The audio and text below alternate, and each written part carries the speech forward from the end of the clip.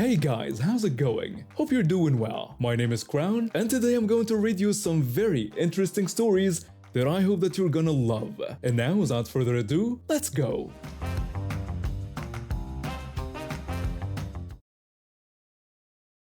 Living near a school isn't bad at all most of the time, and the kids are cute when they walk by in the mornings, and the neighborhood has that family-friendly vibe that makes you feel safe. But there's one thing that drives me crazy, and it happens almost every single day during school pickup time. Parents park wherever they want. I get it. You're rushing to pick up your kid, you're running late from work, traffic is crazy, and you just want to grab your child and get home. But here's the thing. My driveway is not your personal parking spot. It's happened so many times I've lost count. I come home from a rough day at work and there's some car just sitting there, blocking my ability to get into my own garage. Today was one of those days that started bad and only got worse. Our main server crashed at work. I spent 3 hours debugging code that turned out to have a single missing semicolon, and my boss decided to schedule an emergency meeting right at 5 o'clock. When I left the office, I was mentally drained and just wanted to get home, order some takeout, and watch something mindless on television. When I turned onto my street, I could already see the familiar chaos of school pickup time. Cars lined both sides of the road, hazard lights blinking, parents chatting while leaning against their vehicles. But when I got closer to my house, my heart sank. There it was again. A dark blue sedan parked directly in front of my driveway. The driver was still in the car, scrolling through his phone like he owned the place.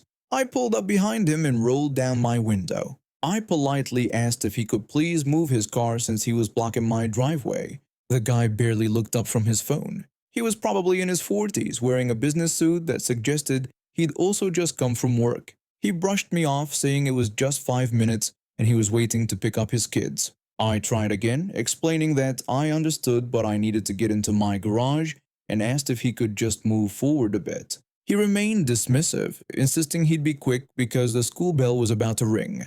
That's when something inside me snapped. I'd had this exact conversation dozens of times with dozens of different parents. Always the same excuse, always the same dismissive attitude, always the same expectation that I should just wait because their convenience was more important than my ability to access my own property. I told him it was no problem and that he should take his time. Then I turned off my engine and put my car in park, right there in the middle of the street. My car was now completely blocking traffic in both directions. The man looked up from his phone, confused by what I was doing. I explained that I was just waiting 5 minutes for him to move, and that it was no big deal. Within 30 seconds, cars started backing up behind me. The honking began almost immediately. Parents trying to leave the pickup area couldn't get past my car, and new arrivals couldn't get through to find parking spots. I just sat there, hands folded, watching the chaos unfold in my rearview mirror. The man in the blue sedan started getting agitated. He yelled that this was ridiculous and that I should just go around him. I explained that I couldn't go around him because he was in my driveway and that this was where I lived. He shouted that I was blocking the whole street. I pointed out that he was blocking my driveway, and how funny it was that it worked both ways. The honking was getting louder, and I could see parents getting out of their cars to figure out what was happening. That's when I spotted the traffic officer walking over. The school always has a cop on duty during pickup and drop-off times to keep things moving safely.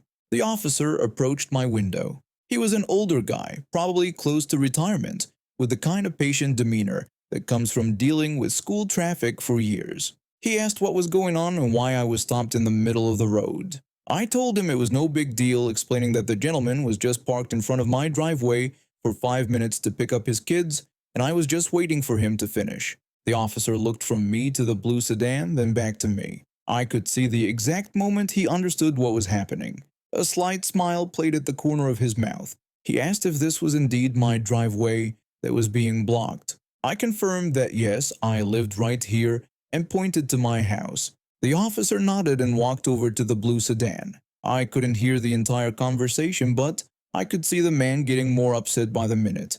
He kept pointing at me and gesturing wildly. The officer remained calm, pulling out his citation book. The officer told the man that he was parked illegally in front of a private driveway and would have to write him a ticket. The man protested that he had told me it was just 5 minutes. The officer explained that the amount of time didn't matter and that you can't block someone's driveway, period.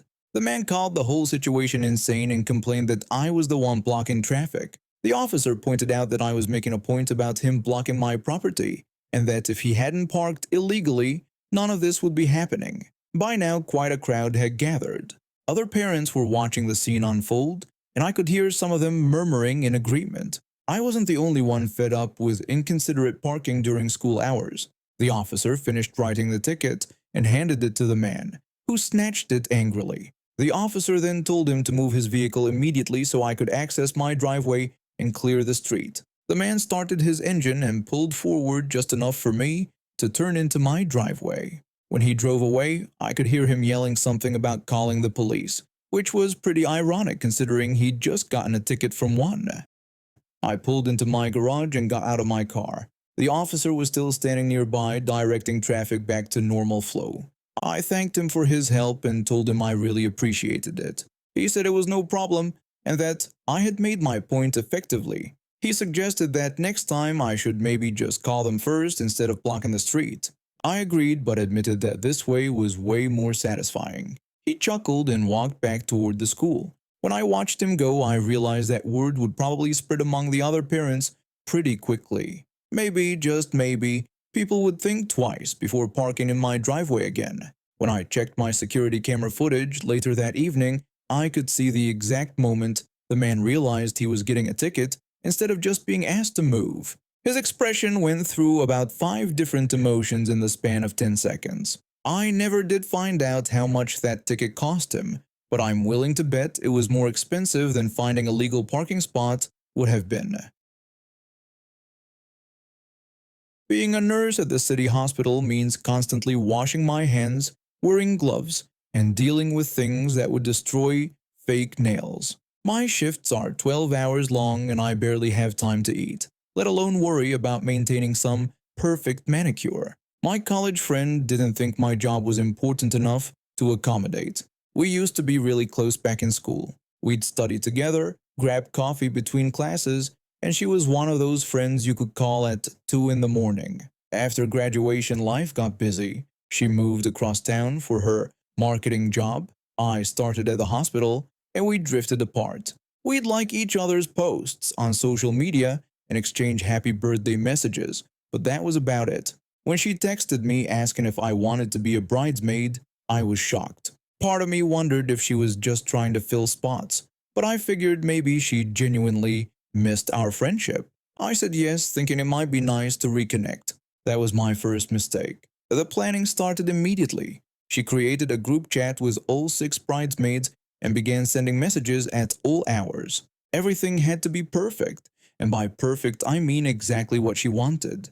She sent us Pinterest boards for our hair, makeup looks we had to recreate, and even specified the exact shade of lipstick we needed to buy. Then came the nail requirement. She wanted us all to have identical acrylic nails, long and square-shaped, in a specific nude color. She sent links to nail salons and expected us to book appointments for the same day so our nails would age together before the wedding. I tried to be polite about it. I explained in the group chat that I work in healthcare, and long fake nails aren't practical or hygienic for my job. I offered to compromise with a nice manicure in the same color, just with my natural short nails. Her response came fast. She told me that if I couldn't commit to her vision, then maybe I wasn't a fit for the bridal party. I stared at my phone, reading that message over and over. The other bridesmaids had gone quiet in the chat. I could feel my face getting hot with embarrassment and frustration. I sent back a simple message telling her that maybe I wasn't a fit then. The group chat stayed silent for the rest of the evening. 3 days later, she called me. She said she'd been thinking about what happened in the group chat and decided it would be best if I stepped down from the bridal party. She added that I could still come to the wedding as a guest, like she was doing me some kind of favor. The way she said it made my stomach twist. I'd already spent over $350. The dress had cost $200, and there were the shoes, the alterations to get the length right, and the special undergarments she'd insisted we all needed. I told her I'd already bought everything. She said she knew and was sorry about that, but she needed people who were committed to making her day special. I wanted to hang up on her, but I tried one more time to salvage something from this mess. I asked if I could at least wear the dress to the wedding since I couldn't return it anyway. She said absolutely not. She didn't want anyone wearing that dress unless they were in the photos. She didn't want any reminders of negativity at her wedding. Reminders of negativity. That's what I was to her now. I told her fine, then I wouldn't be coming at all. I hung up and spent the next hour angry cleaning my apartment. The dress hung in my closet, tags long gone mocking me every time I opened the door. 2 days later, my girlfriend wanted to go to this fancy brunch downtown. Her friend was hosting it at some upscale place with a dress code, light colors, semi-formal attire. I looked through my closet and groaned. Everything I owned was either too casual or too dark. Black dresses, a deep red one, some navy pieces, and a few white ones that were too plain for the venue, except for the light blue bridesmaid dress. My girlfriend was getting ready in the bathroom when I pulled it out. She complimented how gorgeous it was and asked where I got it. I told her it was supposed to be for a wedding, but that fell through. She didn't ask for details and I didn't offer them. I put on the dress and it looked amazing. The color brought out my eyes, and the alterations had made it fit perfectly. At least I gotten something out of that $350. The brunch was beautiful, the food was incredible, and I felt confident and happy for the first time in weeks. When we were leaving, I took a few photos outside the restaurant. The lighting was perfect, and the dress looked stunning. I posted them to my social media and tagged the store where I'd bought it, just like I always did when I wore something new. My phone started buzzing 2 hours later. The first text was from her asking if I was kidding her right now. Then another message came asking if I had really posted photos in her bridesmaid dress on the same weekend as her wedding. I checked the date. Her wedding had been the day before. I'd completely forgotten. She sent another message saying how disrespectful this was and that I was trying to ruin her vibe and steal attention from her special day. I texted back telling her it was a dress I paid for and I was allowed to wear it. She responded saying I did this on purpose and was trying to hurt her because I was jealous. That made me laugh out loud. I told her I wasn't jealous of someone who kicks people out of their wedding over nail length. I had worn a dress I owned to a brunch, and that was it. She replied that everyone could see what I did, and our mutual friends were talking about how petty I was. I responded that if they were talking, maybe it was because they thought she was wrong. She didn't respond after that, but she'd been busy. Over the next few hours, I got messages from other people who knew both of us. Some thought I was in the right, that she treated me badly, and I had every right to wear something I'd paid for. Others thought I was being vindictive and trying to cause drama. I didn't care what people thought. I'd worn a dress I owned to an event I was invited to. If that ruined her wedding weekend, maybe the problem wasn't with me. A week later, I ran into one of the other bridesmaids at the grocery store. She asked how I was doing and I said I was good, and asked how the wedding was. She said it was a lot and told me that Karen had a complete meltdown during the reception because someone's nail broke and it didn't match the others anymore. She said Karen spent 20 minutes in the bathroom crying about how everything was ruined. The bridesmaid laughed and said she wished she had stepped down too. She told me that Karen had yelled at the photographer for not getting the right angles and made one of the other bridesmaids redo her lipstick 3 times because it wasn't the exact shade she wanted. She said the whole thing was exhausting and she was glad it was over. I thanked her for telling me and said I was sorry she had to deal with all that. She shrugged and said at least now she knew what kind of person Karen really was. She mentioned that several people at the wedding had asked where I was, and when she explained what happened, they all said Karen was being ridiculous. Walking home from the store, I felt lighter than I had in months. I dodged a bullet by getting kicked out of that wedding party. The dress looked better on me at that brunch than it probably would have in any of her perfectly orchestrated photos. My cousin has always been difficult. Even as kids, she had this attitude that the world owed her everything. She's 32 now, still living with her parents, and has burned through more jobs than I can count. Last month, she got kicked out of her parents' house after some big fight about her not contributing anything. She started calling me, asking if she could crash at our place. I felt bad for her, so my wife and I offered her the guest room upstairs for a week or two while she got back on her feet. But then she started making demands.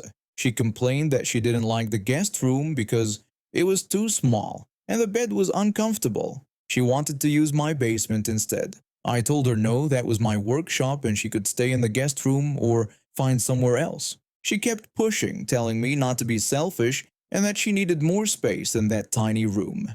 I told her the guest room was what we were offering, nothing else. She got all huffy about it and stormed out, saying she'd find somewhere better to stay. 2 days later, I went down to my basement to work on a project, and there she was. She had somehow broken in through the basement window and set up camp. My tools were shoved aside, there was a mattress on the floor, and her stuff was scattered everywhere. I demanded to know what she was doing down there. She told me she lived there now, and that I should have just said yes when she asked nicely. I told her she had broken into my house and needed to get out right away. She acted like I was being ridiculous, saying the basement was just sitting there unused anyway. I reminded her that it wasn't unused, it was my workshop, and this was my house. She had actually made herself at home in my space like she owned it. She refused to leave, saying she liked it down there. I told her she was leaving right now, no discussion. That's when things got really scary. She grabbed a kitchen knife from her stuff and held it up. She told me to listen carefully because this was her space now. She said if she saw me down there again, I was going to regret it. And she wasn't kidding about that threat. I backed up slowly and went upstairs. My wife was furious when I told her what happened. She wanted to call the police right away since my cousin had threatened me with a weapon. I asked her to wait and give me 24 hours first. She thought I was insane for not calling the cops immediately when someone with a knife was in our basement. I told her to trust me because I knew exactly how to handle this situation. See, I remembered something from when we were kids. My cousin has always had this massive phobia of rats. I'm talking about screaming, climbing on chairs, complete panic attacks. It started when she was maybe 7 years old after she got surprised by a rat in her grandmother's attic. I made some calls and found a guy who works in pest control. He knew someone who could help me out with what I needed. For $50, I got a cardboard box with about 12 rats inside, all harmless lab rats that were going to be snake food anyway. The next morning I waited until I heard her moving around down there. I quietly opened the basement door and released all the rats at the top of the stairs. Then I sat back and waited. It took maybe 30 seconds before the screaming started. And I mean screaming. It sounded like she was being murdered down there. She was shrieking at the top of her lungs and I could hear her crashing into things, trying to get away from them. The screaming went on for at least 10 minutes straight. Then I heard her footsteps pounding up the basement stairs. The door flew open and she came running out, sobbing and hyperventilating. She was crying about how there were rats everywhere, huge rats that were trying to attack her. She was covered in dust and looked absolutely terrified. Without another word, she grabbed her stuff from upstairs and ran out of the house. I watched through the window as she threw everything into her car and peeled out of the driveway. My wife came downstairs to find me collecting the rats back into their box. She asked if I had really just done what she thought I did.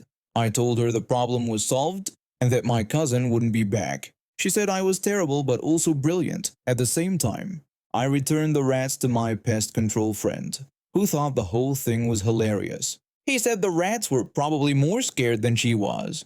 That was 3 weeks ago. I haven't heard a word from my cousin since then. 5 years ago, a car accident changed my life forever.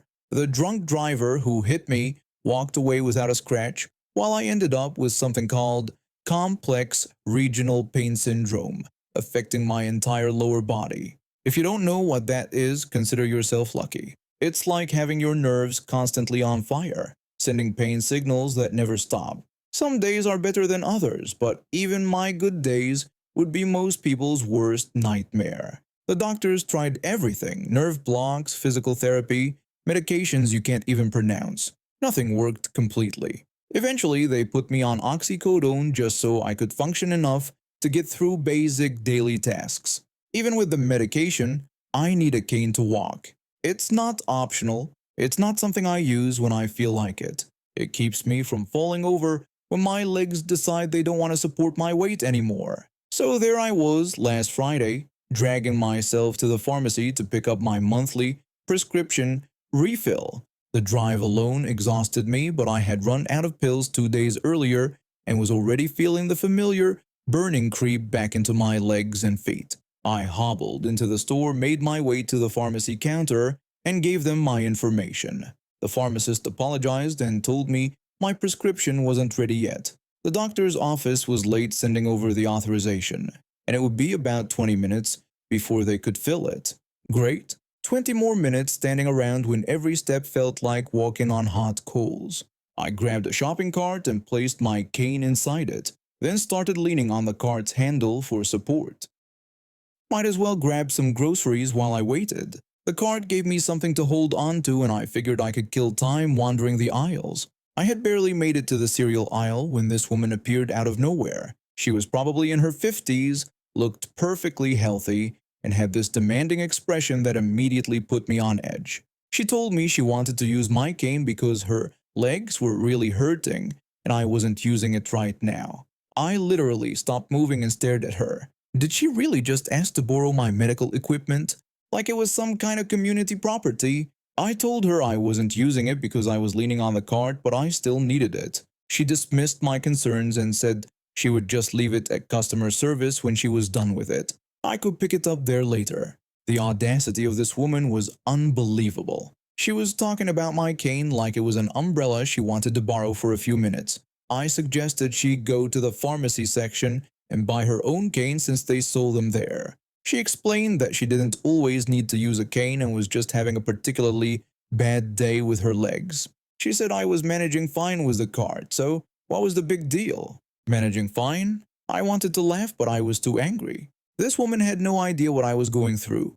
She saw me leaning on a cart and assumed I was faking or exaggerating my need for mobility assistance. I told her that I had a bad day every single day. This wasn't temporary for me like it apparently was for her.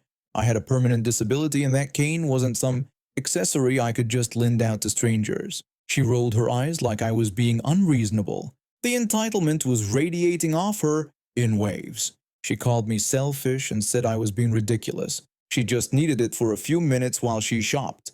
Selfish? I was being selfish for not handing over my medical equipment to a complete stranger. The pain medication was starting to wear off and my legs were getting shakier by the minute. I could feel that familiar burning sensation creeping up from my feet. I told her to listen carefully. I explained that I needed the cane to walk because I had complex regional pain syndrome, which meant my nerves constantly sent pain signals to my brain. Without the cane, I would fall down. So no, she couldn't borrow it and she needed to leave me alone. She looked me up and down and said I was young and looked fine and she was sure I didn't really need that thing and accused me of being dramatic. That did it. The assumption that I was too young to be disabled. The accusation that I was being dramatic about chronic pain that had destroyed my life. The complete dismissal of my medical needs. I was done being polite. I told her she needed to take her entitled attitude and walk away from me right now, or I might give her my cane without removing it from the cart first.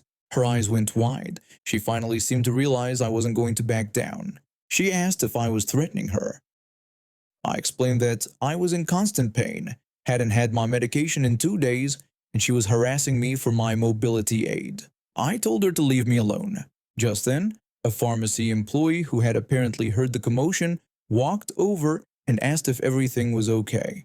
The woman immediately switched tactics, putting on an innocent victim voice. She complained that I was being incredibly rude and threatening her. She claimed she had just asked to borrow my cane for a few minutes because her legs hurt, and I was acting like she had committed a crime. The employee explained that mobility aids were personal medical equipment and you couldn't just borrow someone else's cane. He mentioned that they sold canes in the pharmacy section if she needed one. She insisted the whole situation was ridiculous because I wasn't even using the cane. The employee pointed out that I was using a cart for support. which suggested I needed mobility assistance. He told her she would need to either purchase her own cane or leave me alone. The woman huffed and walked away, muttering something about how young people fake disabilities for attention. I thanked the employee who apologized for the incident and went to check on my prescription. 10 minutes later, I had my medication and was heading to the checkout. When I was paying, I saw the woman limping dramatically near the exit, apparently trying to garner sympathy from other shoppers. The irony wasn't lost on me. She was perfectly capable of walking without assistance when she thought no one was looking. The whole incident left me exhausted and frustrated. It's bad enough dealing with chronic pain every day without having to justify my medical needs to strangers who think they know better than my doctors. Some people really believe that if you're young or don't look disabled enough, you must be faking it. I made it home, took my medication, and spent the rest of the day trying to forget about the encounter. But it stuck with me because it perfectly illustrated how some people feel entitled to things that don't belong to them, especially when it comes to disability accommodations. The idea that my cane was somehow community property because she was having a bad day was mind-boggling. The next week, I ran into the pharmacy employee again during my regular pickup. He asked how I was feeling and hoped I hadn't had any more encounters like that. I told him I was much better and asked if anything ever came of that situation. He said that yes, something had happened. The woman came back the next day demanding to speak to a manager about how poorly she was treated. When she told her story to the manager, she accidentally admitted to harassing a disabled customer for their mobility aid. The manager banned her from the store permanently.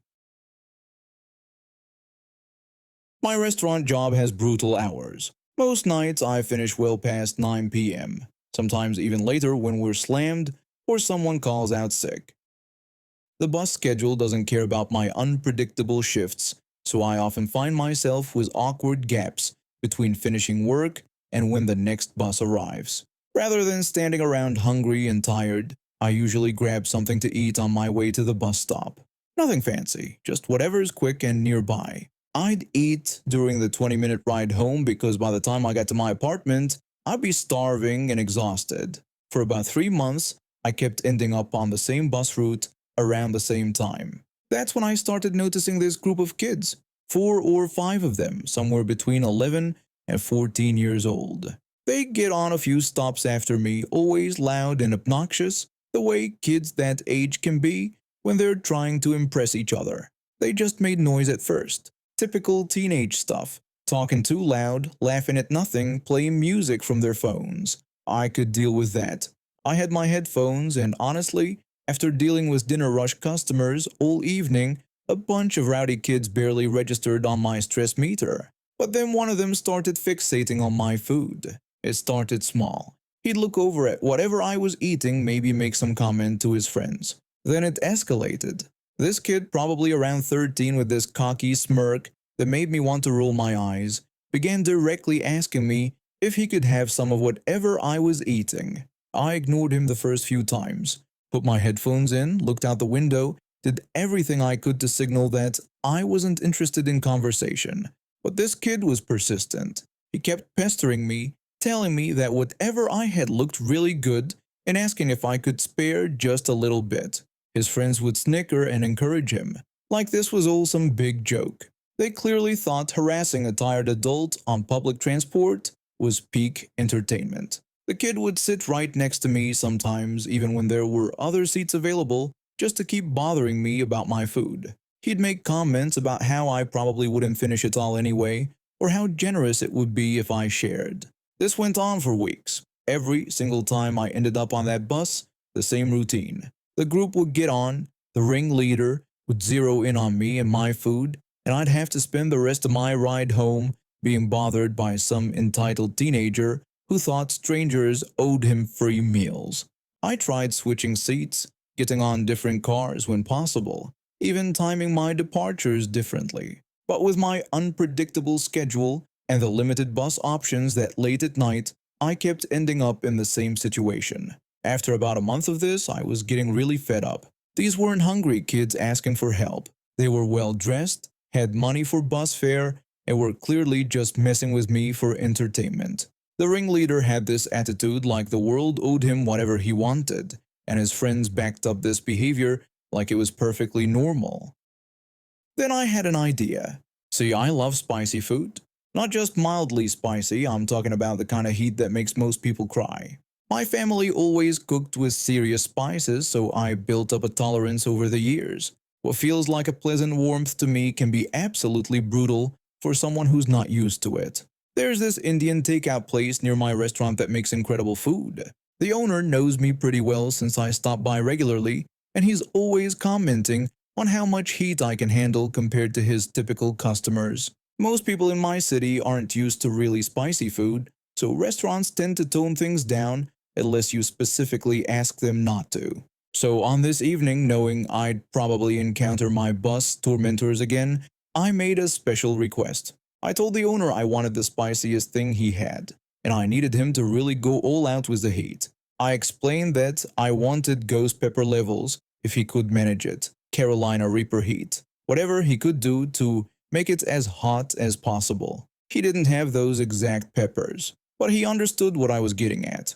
He warned me that he could make it pretty intense, and I assured him that's exactly what I wanted. He loaded up my order with every hot spice in his kitchen, warning me twice that it was going to be significantly hotter than usual. Perfect. I got on the bus with my carefully crafted weapon of mass destruction, took my usual seat, and waited. Sure enough, a few stops later, the group piled on. The ringleader spotted me immediately and made a beeline for the empty seat beside me. He started his usual routine, commenting on how good my food smelled and asking if he could try some. I kept my headphones in, pretending not to hear him. He kept pestering me, getting more insistent when I didn't respond. His friends were watching and giggling, clearly expecting the usual show. The kid actually had the nerve to tap my shoulder. He kept pushing, telling me not to be like that and asking for just a little taste. I pulled out one headphone and looked at him. When I asked if he really wanted some, his whole face lit up like he'd won some kind of victory. He said he definitely did. His friends were practically bouncing in their seats, probably amazed that their buddy had finally worn me down. I told him sure and handed him the container. The kid's eyes went wide. He clearly hadn't expected me to actually give in. He took a big bite, probably wanting to show off in front of his friends. For about 3 seconds, nothing happened. Then his face started changing. First confusion, then realization, then pure panic. The kid's mouth fell open and he started making these choking sounds. His friends were still laughing, thinking he was putting on a show, until they saw the tears streaming down his face. He started gasping and shouting that he needed water, clawing at his mouth. His friends finally realized something was actually wrong.